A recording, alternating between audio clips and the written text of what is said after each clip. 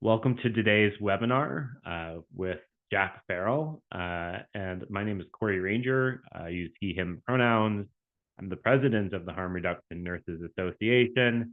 And we are a Canadian national organization with a mission to advance harm reduction nursing through practice, education, research, and advocacy. We serve as a national voice for harm reduction and related nursing issues, promote education and continuous learning opportunities for nurses, provide opportunities to share nursing knowledge, expertise, and practice, encourage evidence-based practice and evidence-based harm reduction, and create a dynamic network to support nurses and mentor nurses across the country. We collaborate with partners across the country to create a dynamic network to support and mentor nurses, and we advocate for the creation and implementation of harm reduction policies. Yesterday was the National Day for Truth and Reconciliation in so-called Canada, and it has never been more important to acknowledge the land that we are all on and the ongoing harm produced by colonization, which is not a historical event, but an ongoing structure. And so to that effect, I personally would like to acknowledge that I'm joining today from never ceded Cowichan tribe territory in what is colonially referred to as Duncan, and that the HRNA does work with individuals and organizations across all of Turtle Island, and we honor the life force of Indigenous peoples who have had their land stolen and who continue to resist ongoing genocide. I'd also like to acknowledge that a lot of the work that we do, a lot of the things that we talk about are made possible by people with lived and living experience of criminalized drug use, sharing their knowledge and expertise with folks like myself and other members of the Harm Reduction Nurses Association. Without the generosity and bravery of people with lived and living experience of criminalized drug use, we wouldn't have vital life-saving harm reduction initiatives. And so it's important to mention that at any time. If you're not a member of the HRNA, what are you doing here? Just kidding. These are public webinars, but you should become one. We have membership categories for associates, for student nurses, and for regular nurses. I can't stress enough that there is strength and solidarity, and we need that now more than any. So check us out. Consider joining us. That's enough plugs for now. The star of today's show is Jack Farrell. I'm very pleased to introduce Jack. He is a PhD candidate in the School of Criminology at Simon Fraser University.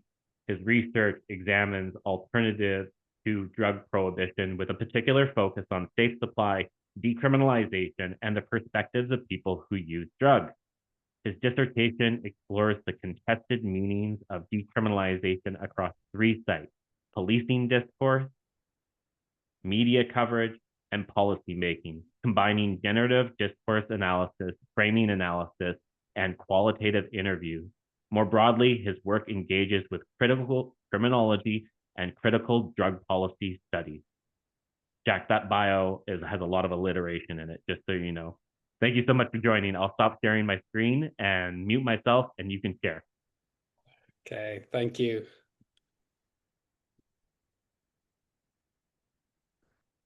Okay, can everyone see the screen okay? Yeah, okay, great. Great. Thanks, Corey. Thanks for the introduction, and thanks for everyone for being here. Really excited to present today to HRNA. Before we begin, I'd just like to give a bit of an outline of who I am and how I came to this work. As some of you may have picked up from my accent, I am Irish. I've lived in Vancouver for 6 years, and I originally got interested in drug policy through working frontline in shelters in downtown Vancouver. In particular, it was discovering Vandu and the history of drug user activism that made me want to get involved in drug policy research. Since then, around 2019-20, I've been working on exploring and expanding evidence base on alternatives to prohibition, such as decrim and safe supply. And when I started the work, there was a real sense of optimism around drug policy, especially in BC, but in Canada in general. There was a real sense that things were changing and that the era of prohibition may finally be coming to an end. However, of course, since decriminalization, we've seen a widespread backlash. one that has ignored reams of scientific evidence in favor of sensationalist and emotive notions such as disorder. Witnessing the backlash really changed my approach to research. Rather than hoping that more evidence would lead to better policy, I became interested in understanding what is it that prevents drug policy from changing. And it was that idea, that kind of question, that is at the heart of my thesis. So as Corey mentioned, my thesis looks at how different meanings of decriminalization were constructed across policing discourses, media narratives, and policymaking. This study is the first study, and I'll be looking primarily at policing discourses today. So as noted, the notion of disorder has become a central theme in public and political reactions to decrim. Yet despite the widespread use of this term, it remains very ambiguous and unclear. In particular, it remains very unclear precisely how decriminalization, if at all, relates to disorder. So in this study, I explored how police officers constructed decriminalization as a threat to social order, drawing on 36 interviews with police officers across BC and analyzed with a method called generative discourse analysis. The key contribution I hope to make with this study is to offer a new way of thinking about the backlash and the restoration of policing powers in April 2024. Though understandably, the backlash has led many to point out the enduring power of policing, even in the face of reform. The findings we'll see today in this study, I believe, point to a deep and fundamental instability within officers' discourses. One that I argue indicates a breakdown in policing's capacity to legitimate itself effectively.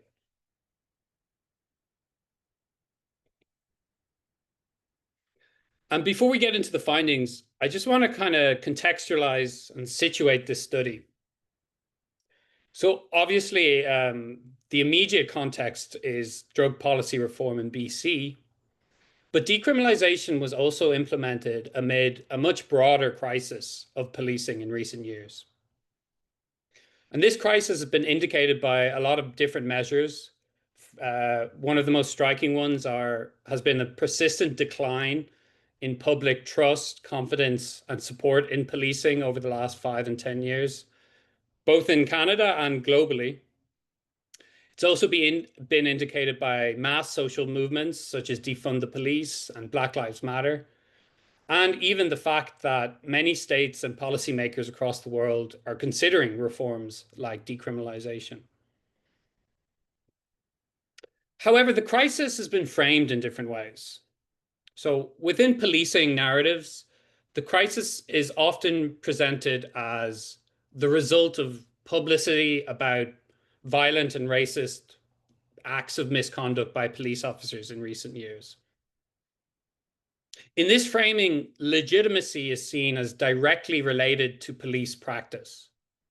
Basically, that policing can regain legitimacy if it makes its practices more lawful or more fair. But there's a limitation to thinking about legitimacy this way.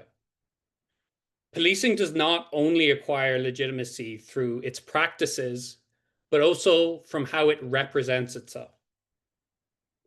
For example, the violence, discrimination, and racism in policing is hardly new.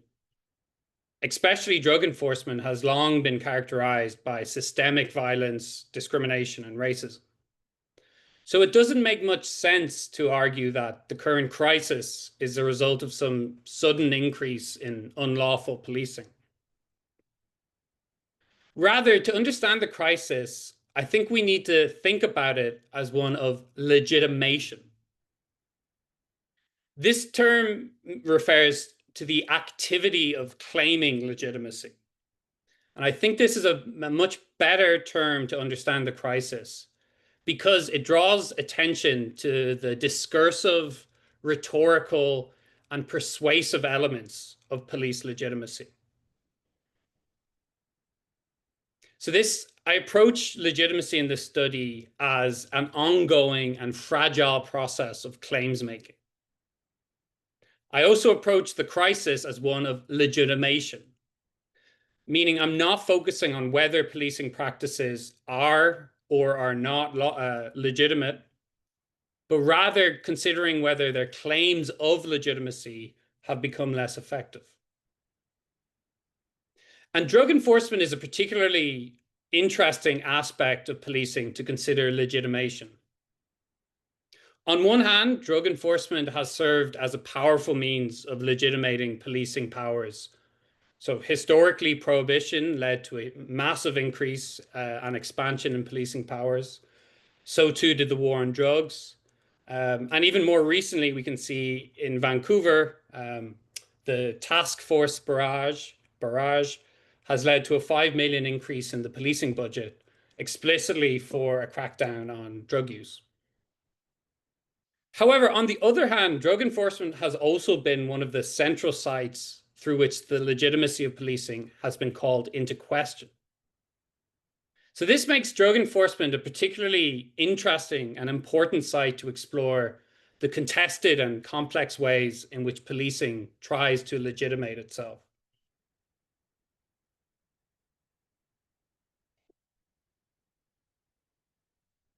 In terms of methods, this study uses data from the Decriminalization in BC project, led by Dr. Alyssa Greer at SFU Criminology. 36 interviews were conducted with police officers across BC. Most officers were frontline officers. Approximately 2/3 were frontline, with 1/3 being managerial or higher ranked officers. The interviews were conducted immediately prior to the start of decrim. So conducted between September and December 2022. And I just want to point out that the timing of this study is significant because it captures officers' anticipatory perspectives on decriminalization. So the findings you'll see today are not officers' reactions to the actual effects of the policy, but what they thought about the policy before it came into place.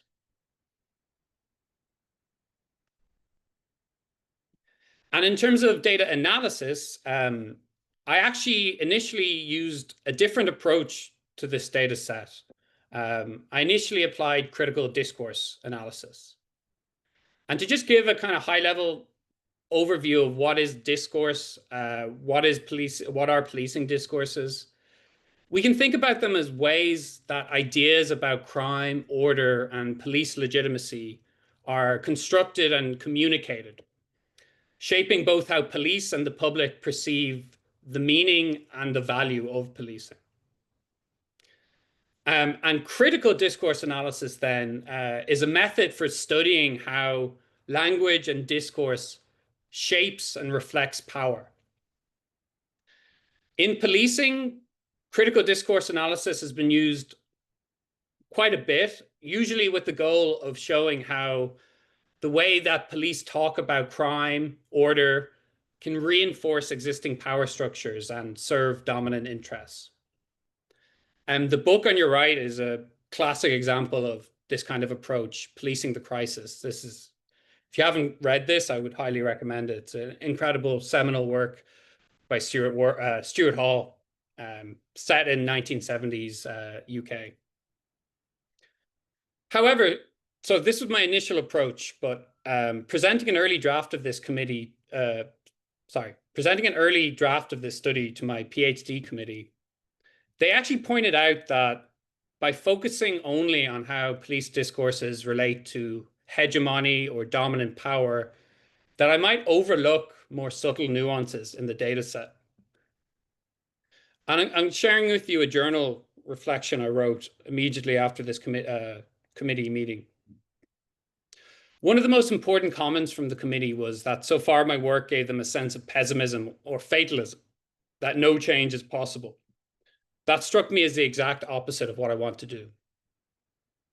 And so this encouraged me to go back to the literature and find another way of approaching the data. And so I found an approach that was similar to, it's still a discourse analysis, but it's called generative discourse analysis. And I'm going to call it GDA now for short. GDA actually has a very similar criticism of critical discourse analysis.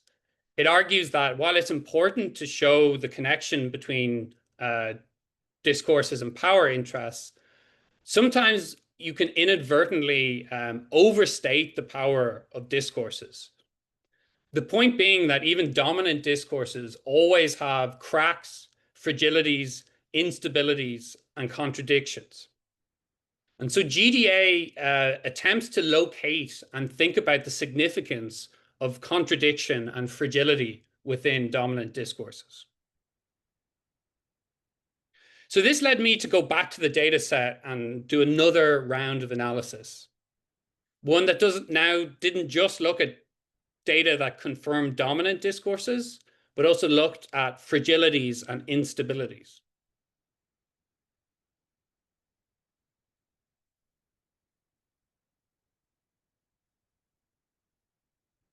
And so the analysis produced two discourses from the data set.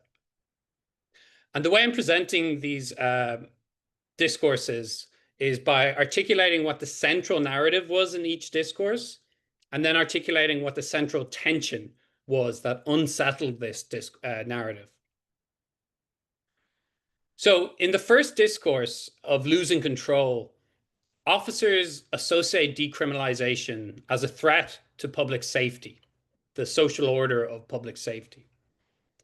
They framed simple possession charges, the loss of simple possession charges, as significant because it meant they lost control over people who use drugs. And the central narrative was that police control over drug users was essential to preserve social order. But this narrative was unsettled by the fact that many officers simultaneously recognized that enforcing drug use was ineffective at resolving disorder, harmful, and a waste of time. In the second discourse, the social order threatened by decrim was not public safety, but the institutional legitimacy of policing. So this main idea of this discourse was that officers framed their declining legitimacy not as a result of policing practices, but as a result of naive policy reforms that have confused their role and their ability to fulfill their role. However, the idea that declining legitimacy is a result of external policy reform was unsettled by the fact that, in officers' own words, they struggled to articulate what their legitimate role in society is, and specifically what their legitimate role in drug enforcement is, suggesting that the declining and problems of legitimacy are not just an externally placed problem, but also result from internal contradictions within policing.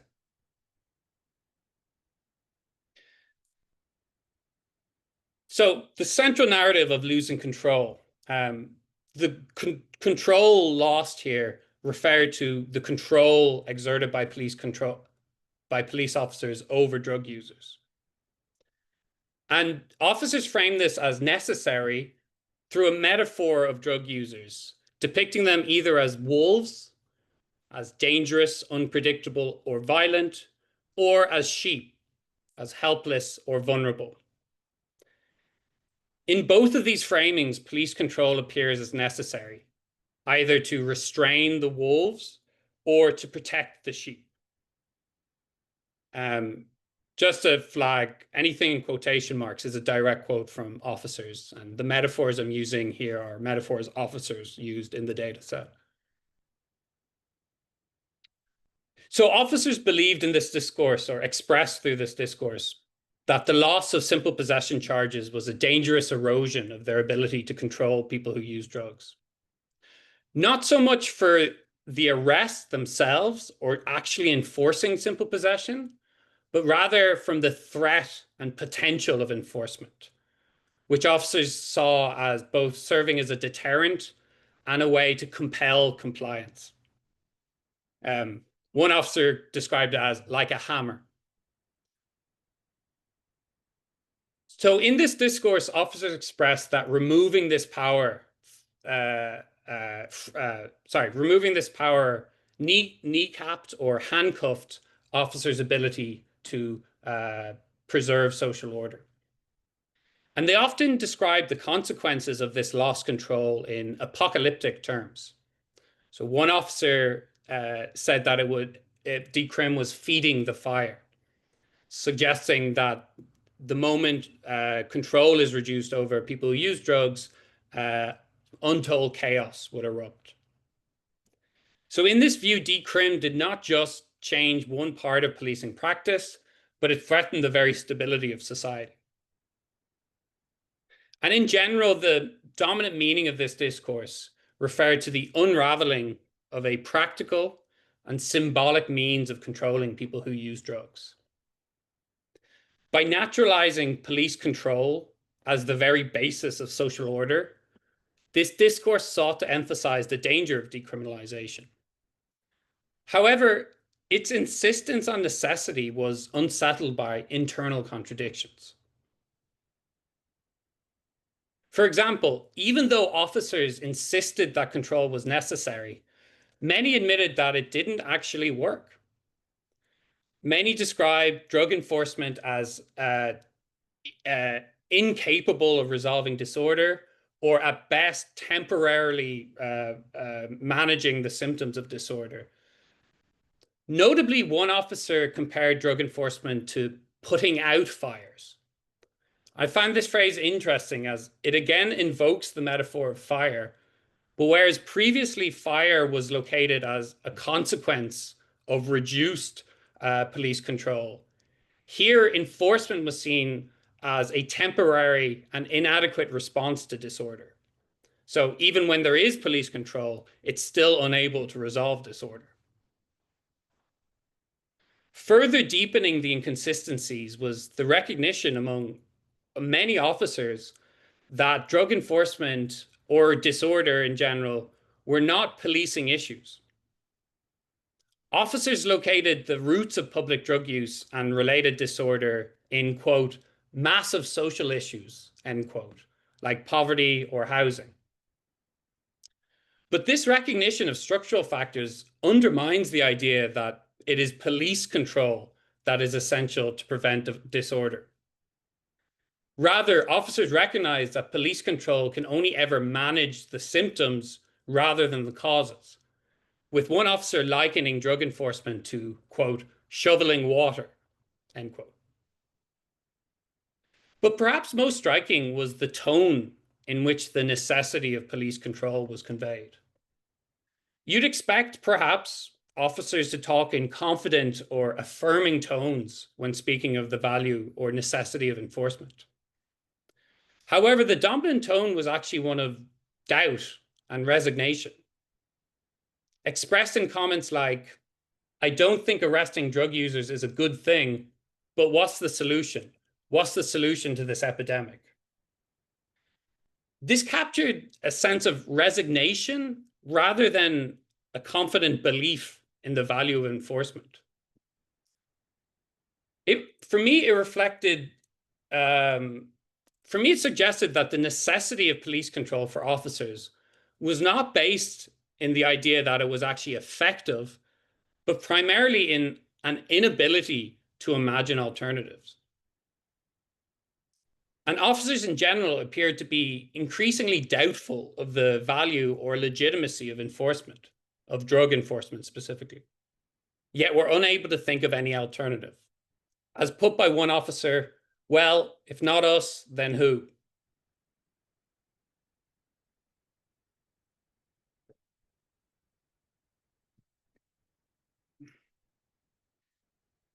In the second discourse, the social order under threat by decrim was not public safety, but the reputation, respect, and normative status of policing itself. And officers linked decriminalization to a broader persecution of policing in recent years, characterized by negative media publicity and what they saw as political abandonment. They described reforms like decrim as policymakers caving in, quote, to anti-police narratives. So in this discourse, weakened police legitimacy came not from policing practices, but from distorted representations and naive policy reform. Officers drew on a language of injury and injustice to depict themselves as persecuted victims of decrim. They rejected criticisms that police discriminate against people who use drugs as, quote, myths or, quote, red herrings, reframing criticism as, quote, a stigma, end quote, against officers rather than evidence of systemic issues. And I think really at the center of this persecution narrative was a metaphor used by one officer describing officers as sacrificial lambs of the policy of decriminalization. Another interesting way officers framed themselves as victims of decrim was expressing that the policy stripped them of, quote, the core policing function. Now, this wasn't actually very well defined, and it wasn't very officers could not agree on what the core policing function was. The only kind of consistent thread was enforcement. Most officers associated core policing function with enforcement. And they feared that moving away from enforcement blurred the line between, quote, the enforcement arm and the helpful arm of policing. So confusing the role of policing in their own eyes, officers' own eyes, and in the public perceptions of policing. However, though this discourse tries to paint a story of victimization, a story that the declining legitimacy of policing is the result of naive policy reform or misguided criticism, there was a clear sense of insecurity conveyed through this discourse. Though the narrative insists that criticism of policing is based on misconception, the very need to discredit these critiques signals that they're not just a small minority or coming from a small minority, rather that these critiques have become prominent, prevalent, and widespread. And underlying this narrative of persecution was a deep vulnerability, which I think was most vividly expressed in that metaphor of sacrificial lambs, depicting officers as vulnerable, helpless, and susceptible to the whims of policymakers. Similarly, though officers tried to locate their legitimacy in the core function of policing in enforcement, they actually were unable to consistently articulate what legitimate policing would look like, or specifically what legitimate policing in drug enforcement would look like. So drug enforcement was variously described as a waste of time and the whole reason we exist. One officer admitted that without drug enforcement, he would be out of a job and bored. So drug enforcement emerged in this discourse as a really contested and confusing site of legitimacy. And what I think these tensions communicate is that beneath the victimhood narrative was an implicit recognition that legitimacy is waning, public trust is under strain, and I think most interesting and perhaps the most novel finding of this study is that officers themselves are becoming increasingly unsure of their legitimate role in drug enforcement.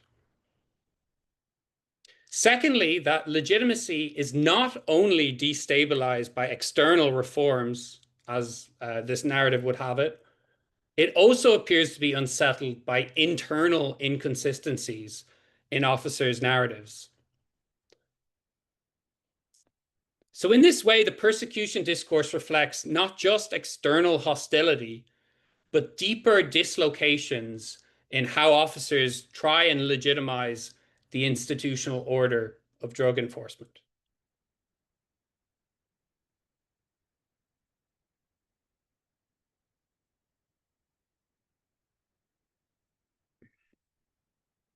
Okay, so what do these discourses mean, and how to interpret these findings?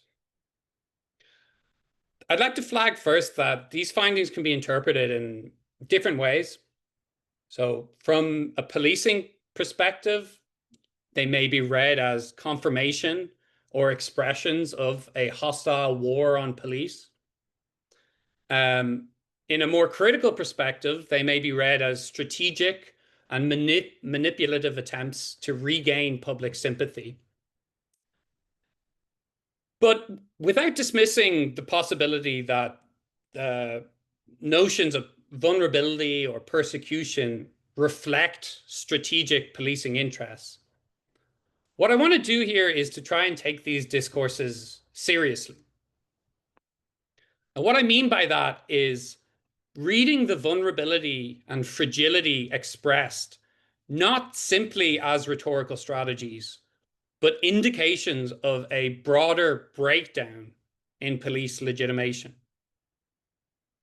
So this term breakdown comes from the feminist scholar Donna Haraway, and she uses it to describe moments in which once dominant discourses no longer work smoothly and can no longer be taken for granted.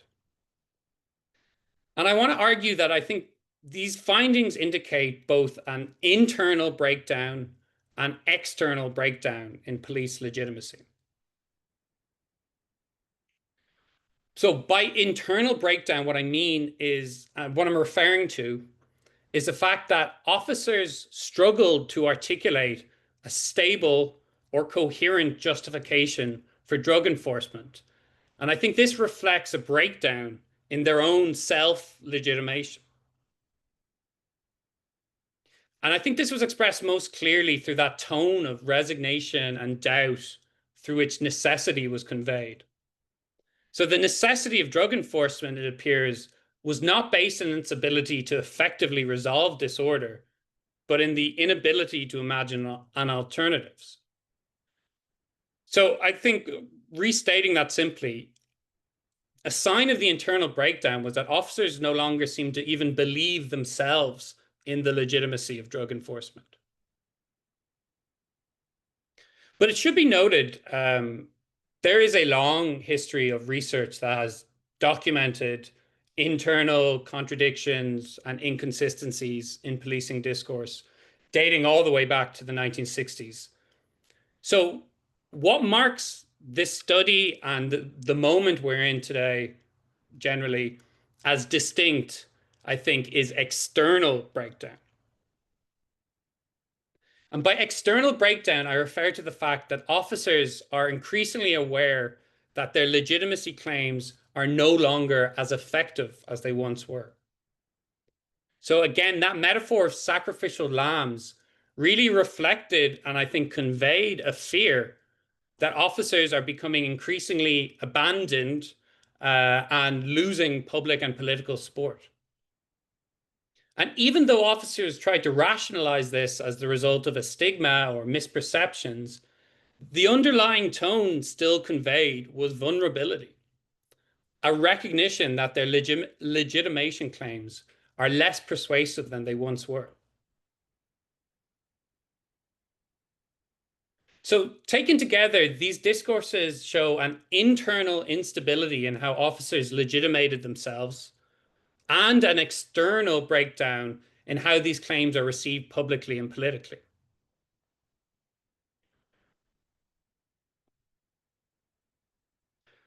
And so I want to just make 2 points on how to think potentially about the implications of these findings. Like I mentioned earlier, it's become common among reformers, critical scholars, drug user activists to be pessimistic as to the future of drug policy in BC since the backlash and the amendment. And this is understandable.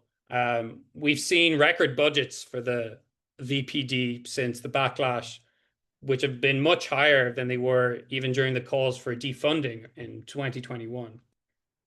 So in one sense, you can read these discourses and the subsequent backlash, the uptake of these discourses, ideas around disorder.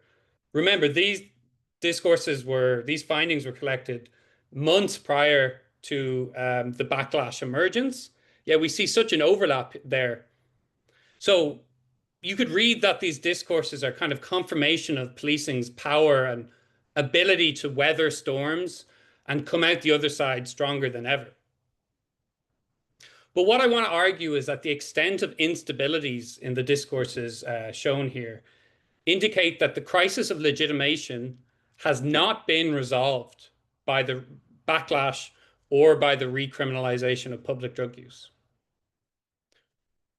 Drug enforcement, rather than providing a solid ground for police legitimacy, emerged as a fundamentally destabilizing practice for how officers legitimated themselves.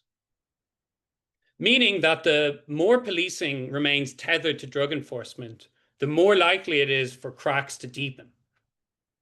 Though refocusing the public agenda on disorder may have served short-term relief for policing, it is likely to intensify rather than remedy the crisis of police legitimation.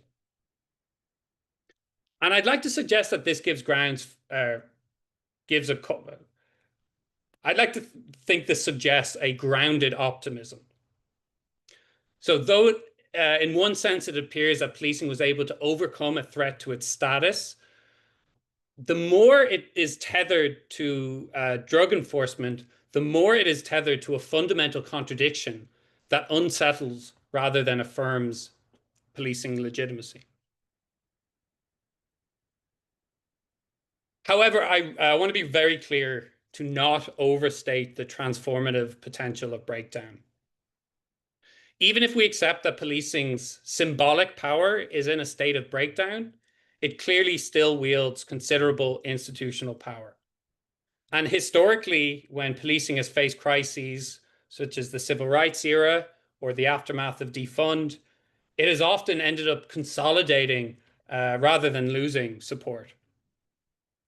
So I want to be clear, it is a grounded, not a naive optimism that I think these findings suggest. The fact that cracks exist point to possibility. They do not point to any guarantee of a better future. Instead, the point of thinking of policing through breakdown is in opening up spaces of possibility, moments where alternative futures become visible, even if at the moment they are very hard to see. In the meantime, the price of continuing drug enforcement will continue to be paid in the hard currency of human suffering. So to conclude, officers constructed decrim as a threat to two kinds of social order. In the first, they portrayed reduced policing power as threatening public safety by constructing people who use drugs as either dangerous wolves or helpless sheep. And in the second, decriminalization posed a threat to the institutional order of policing itself. So though disorder in one sense was associated with public safety, it also represented much deeper fears and vulnerability as to the future legitimacy of policing. I argue that the findings of the study suggest that the crisis facing policing is best understood as a breakdown in their legitimation rather than a decline in their legitimacy. And this is significant as it shifts focus from thinking of policing as a stable, enduring, and dominant institution to one that is unstable, fragile, and vulnerable to challenge. And thinking of breakdown offers a way of thinking about policing that emphasizes fragility, instability, and most importantly, possibility. And so I'd just like to end with a quote from the Canadian music artist, Leonard Cohen. "There is a crack in everything. That's how the light gets in." Thanks very much.